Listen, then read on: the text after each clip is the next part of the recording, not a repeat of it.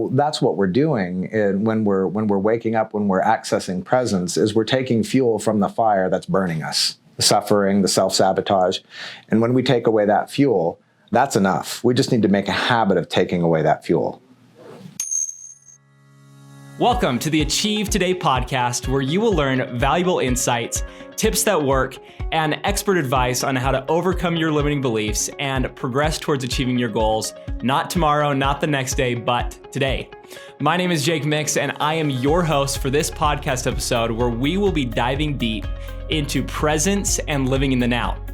Now, as you can imagine, this is a very broad topic, but to help us understand it a little bit more, we have brought in Gil McIff, who has been with Achieve Today since 2003, and he has a variety of skills in personal development, one especially being presence and living in the now. Gil is an amazing coach, and we're excited to have him on the interview. So enjoy. So I have the one and only Gil McIff with us today. Yep. And Gil has been an executive coach at Achieve Today since 2003? 2003. Man, you're one of the old ones here. Almost 17 years. Jeez. Holy moly. At this point, you've probably coached tens of thousands of people? Nah, but yeah, thousands. Thousands of people, yeah. Which is very impressive.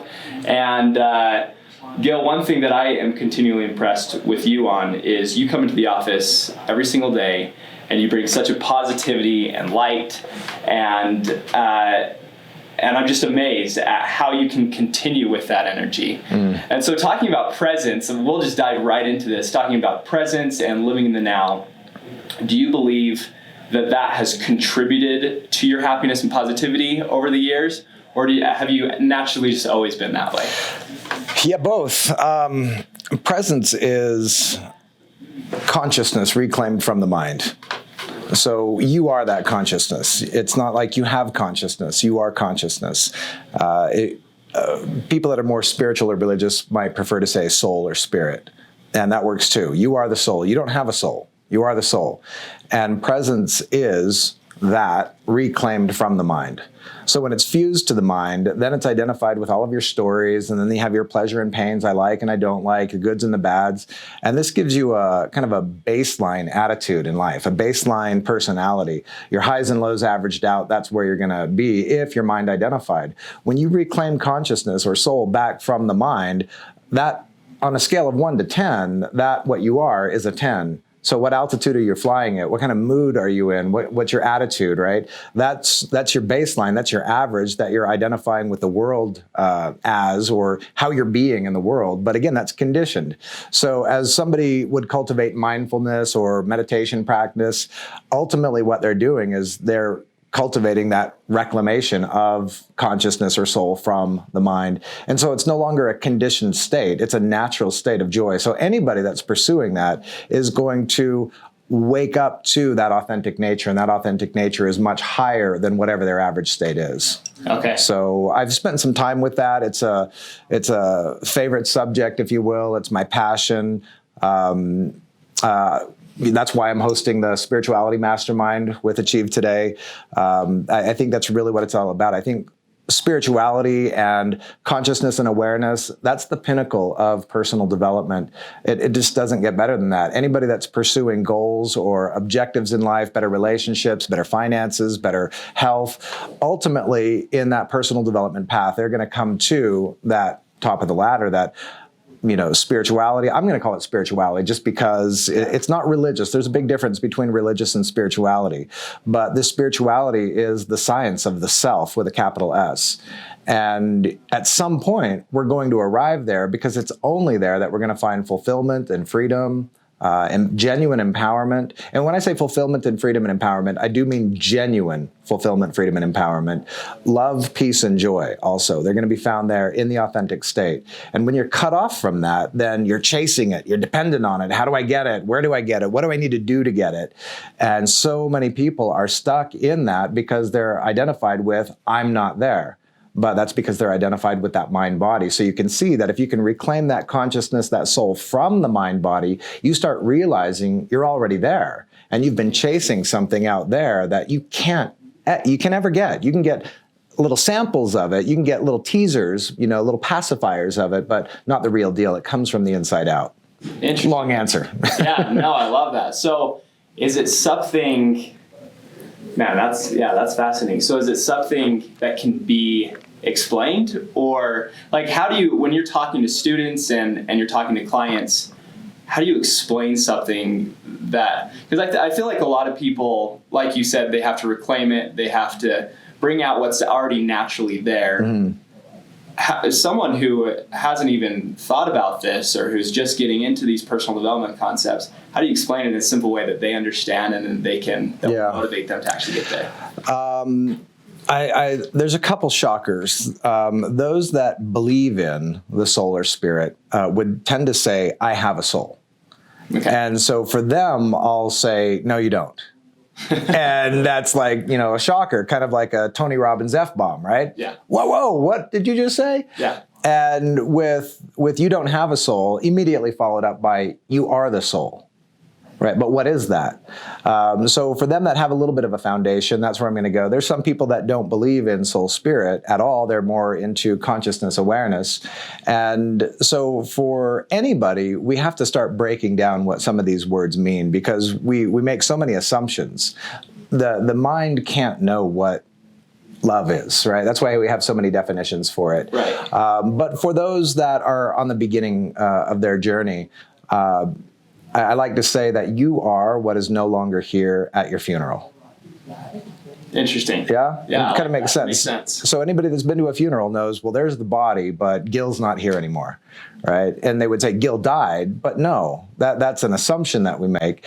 The body's dead, right? It's lifeless. It's going to get buried, right? It's going to get turned into worm food. Yeah. But Gil's not here anymore. Now there's a lot of, debate on where is Gil now, or where is that soul, or where is that consciousness.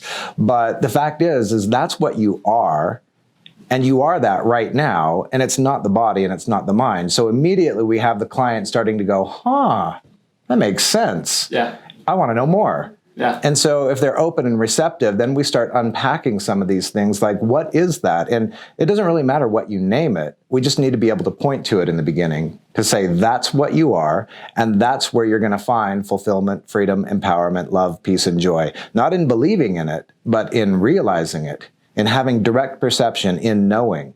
Would you rather believe that you're going to win the lottery, or know that you're going to win the lottery? Oh, yeah. No, right? Yeah, There's so much more confidence in that. Yeah. And so would you rather believe in I have a soul, or know I am the soul? Right? It's a big difference. And so we kind of tease people along the way with a little bit more insight, and then we'll give them practices to help them realize it for themselves. So it's not about believing it. Okay. It's really exciting. Interesting. Yeah. So it's a knowing, which is cool. It's got to be a knowing. Well, you said some things to practice it. What are some common things that you give people in the beginning, or maybe if they're at the more advanced level, what are some things across the spectrum that you give to people to practice presence, to practice consciousness? I'm sure that's a broad. It is a really broad subject. Yeah. You've heard the term mindfulness. Everybody's heard the term mindfulness. Mindfulness is like practicing presence. And it's you're cultivating that process of paying attention, of being focused, of being present to what's going on. So a mindfulness practice might say, when you're eating, eat. When you're talking, talk. But don't mix the two. One thing at a time, be fully engaged in it, savor your food, bless your food, ingest your food, take it in with receptivity, with gratitude, and, with intention. This is fuel for this system. This is my temple. This is my vehicle that I am living life in. And, so do one thing at a time is one example of that. But ultimately, if we say that presence is consciousness reclaimed from the mind, well, what's reinforcing mind? And what is mind? That's a big one right there. What is mind? Yeah. We hear so much use of the word mind, but how many people can tell you what the mind is? A reputable neuroscientist is not going to say mind typically. Maybe kind of tongue in cheek, and you know what I mean, but they'll say brain, they'll say synaptic function or, neurons or lobes or whatever. They'll talk about brain, but mind is something that's not necessarily a provable term in the scientific community. So if you want to look at mind, go more towards the masters who can tell you exactly what mind is. And what they're going to say is that mind is comprised of 4 different things. It's memory, it's intellect, it's identity, and then something that might be called pure discriminating intelligence. And that pure discriminating intelligence is like the intelligence of the soul that you are.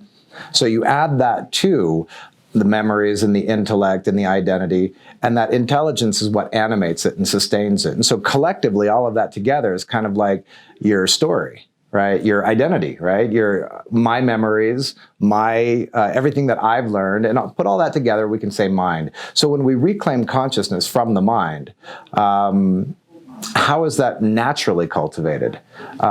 Doing things that you enjoy, where you can lose yourself in it, where you're no longer thinking about, tomorrow and yesterday, but you're right here absorbed into the moment. So present moment activities, creative activities, people that love to sing or love to dance or love to go hiking or, go bomb the pipeline trail, not bomb the pipeline trail, but, hit the pipeline trail and have a great time on, something exciting. A lot of extreme sports, will bring those types of people into the moment because it's life or death and they're ultra focused. But absolutely, positively, definitely, there is no substitute for meditation. So we need to address that sooner than later with people. And then what's meditation and, which kind of meditation is right for me? So much out there, but creative acts, play is a big one. Play. I mean, children, look at children. Yeah. Right. Children playing, they're there already. They're not so much caught up in, these obligations for the future and to pay the bills and these regrets over the past. They're just more so present already. Yeah. And so look to the children. They're a great example. What are children doing? Can we go out and play? Yeah. Right. So playing, creative activities, singing and dancing, but again, no substitute for meditation. So you'd say meditation probably number 1. Meditation and play. Okay. Yeah, both together. Play is how we're already doing it naturally. What do you love to do? How do you like to let off steam? Right. Now, there's constructive and destructive ways to let off steam. You could have an addict that's going to the bar to let off steam, just a few more drinks and I'm there. Yeah. Or, you could have a sex addict, or you could have a habitual shopper, a spending addict. And that feels like a letting off of steam. They get back into this natural state. But in the play sense, what do you do physically? And there now you could have a sex addict, right? So somebody who gets addicted to porn, we have a lot of that coming through our system where people are, saying, I really have this challenge with pornography, or, we even have Sex Addicts Anonymous. This is the number 1 activity that takes you out of soul, spirit, consciousness, awareness, and into mind, body, identity. Number 1 activity. So we're going to shine a light on that. But in what is the most significant thing to cultivate this presence? Outdoors, time outdoors, we didn't mention that. So when I say play, my mind goes to outdoors, but not everybody's mind does. Yeah. So definitely we can say there's play, and then there's also time outdoors, time in nature. Because when you're out in nature, you're not seeing, oh, that's my painting on the wall, and that's my chair, and that's my kitchen, and that's my car, and that's my office, and those are my clients. It's not me and mine and my relationships to all of this. It's this fresh expanse it's not a possession. It's more of an experience than a possession, and it kind of opens you up, takes you out of that mental cerebral activity. But what brings you into the body too? So there you have the dancing, sitting in a hot tub, just relaxing, getting a great massage, taking you into the body, doing some energy work. There's a lot of different modalities in the world. You've got your Reikis, and you've got your quantum touch, and you've got all these different healing therapies with massage. My thought on that is, there's these viable modalities to get some results. But one big benefit out of just playing with those modalities is you have this tendency to come down into your body. And so, I mean, this is one thing that we're doing also. You were asking about the three-step practice yesterday. Yeah. Three-step practice is what we'll be teaching in our program here to anybody that has interest in coming through Achieve Today, teaching the three-step process in mainstream personal development. I don't know of any other organization that addresses the cause of self-sabotage, suffering, and negativity. And all these techniques that are addressing symptoms, right? Even clearing a limiting belief is addressing a symptom. That limiting belief is my symptom, but how many do I have? Right, thousands of limiting beliefs. And what is it that's producing these limiting beliefs? So addressing the cause, really the cause is the mind-identified state. When I'm stuck to the mind-body identity, that's called ego. This is the limited sense of self. So the three-step practice that those of you that are interested, that'll be learning about it in our program. It is about disidentifying from the mind-body, not getting rid of, not resisting, but creating a distance between, so you can now be the observer and the witness of your conditioning and your programming and your emotions and your thoughts much more easily than judging, saying, oh, I've got this, I need to get rid of that, and I don't like, all of that kind of stuff. So there's a lot of different ways is the short answer, and all of that was the long answer.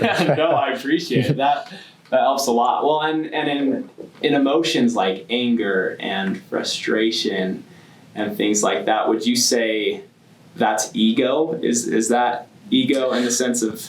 Yeah, so negative emotion then. Okay. Negative emotion. So if you put emotion on a scale of 0 to 10, 5 would be neutral, and anything below that would be called negative emotion. Okay. Now, there's fight or flight, right? If you're in danger, you're going to have some adrenaline and cortisol pumping through your system, and that is going to be added to your point of view. If you're not hurt yet, but it seems imminent, what's the word? Imminent? Imminent. Yeah. It's going to happen. If it appears that it's going to happen, and here's this adrenaline and cortisol, you're either going to run as fast as you can, you're going to prepare to fight, but most likely your emotional state is going to be fear, right? Yeah. Because there's this threat. Now, if you come out of the grocery store and you find that somebody keyed your car, right? There's a problem, a threat, something went wrong. And so again, the nervous system is going to be reacting with some adrenaline and some cortisol. You're going to have that fight or flight mechanism kick in, but now that's attached to a different point of view. And that point of view isn't run, it's fight, right? This is an injustice and I need some justice right now. And who did this? And so now that emotional experience is going to be anger. Okay. So you have some natural negative emotions that are pretty healthy, right? They help you solve problems. But what we'll be working on in this program more often than not is the habitual negative emotion, right? So if it's become like a personality trait, or it's something that you notice inside yourself that you're saying, really, I want to change that. I'm afraid all the time. I'm nervous or stressed all the time.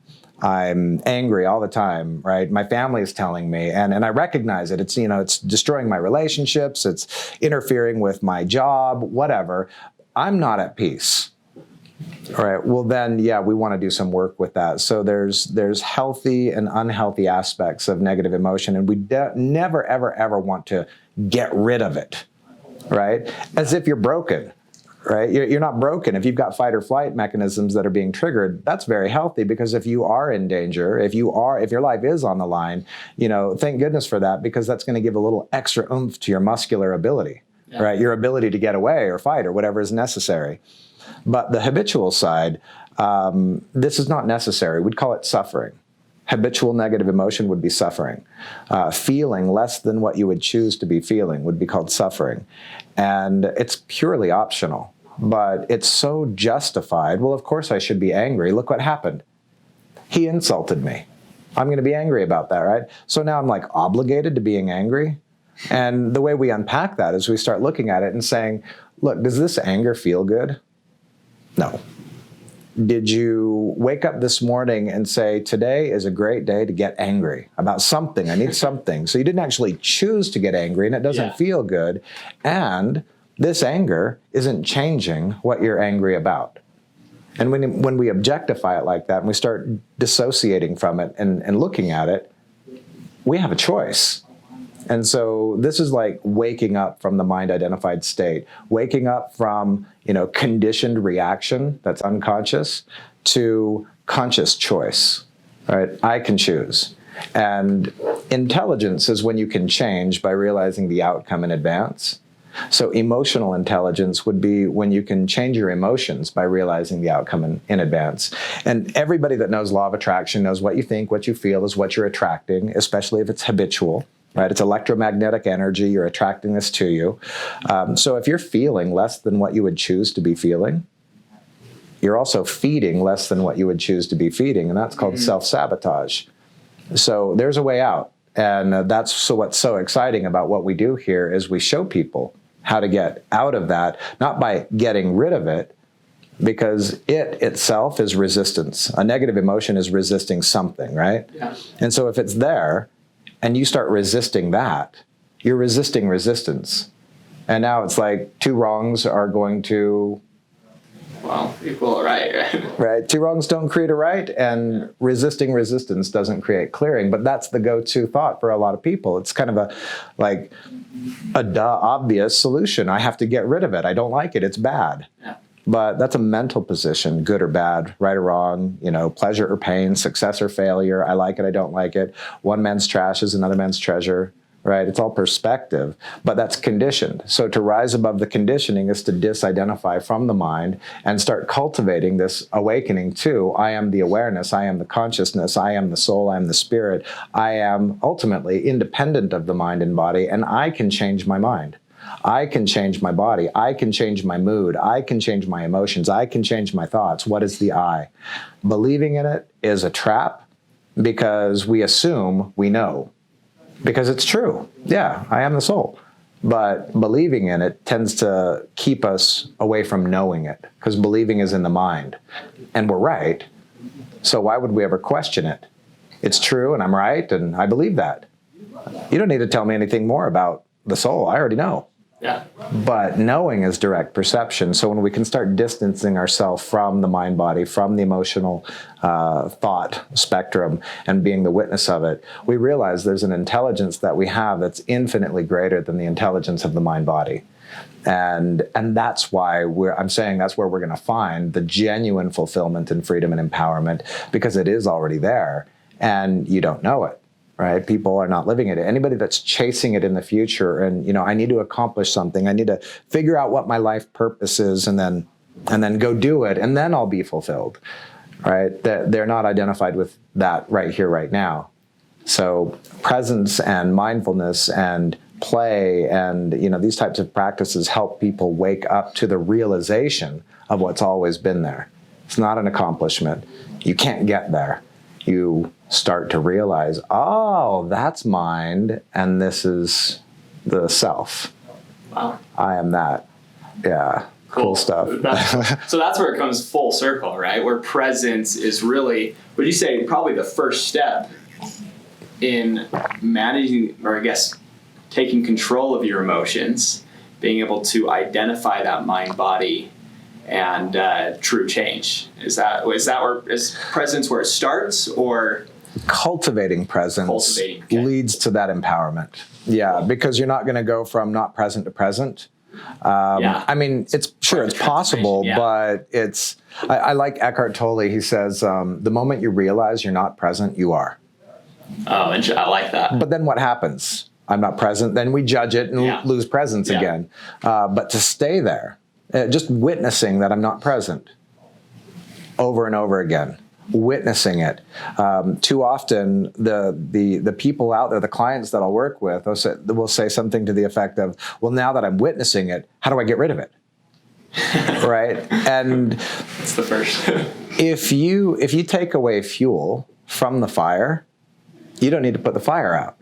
Right? It's going to go out on its own. Yeah. And so that's what we're doing when we're waking up, when we're accessing presence, is we're taking fuel from the fire that's burning us, the suffering, the self-sabotage. And when we take away that fuel, that's enough. We just need to make a habit of taking away that fuel. Right? Yeah. It'll go out. Yeah. Because that fire, it should be burning. How do you know it should be burning? Because it is. Yeah. Right? It is. To resist what is a mild form of insanity. Again, Eckhart Tolle. Resisting what is a mild form of insanity. So there's this fire burning. I have this bad habit. I have this terrible disposition. I have these negative, attitudes. I have all these limiting beliefs. How do I get rid of them? I don't like them. I'm resisting them. No, they should be there.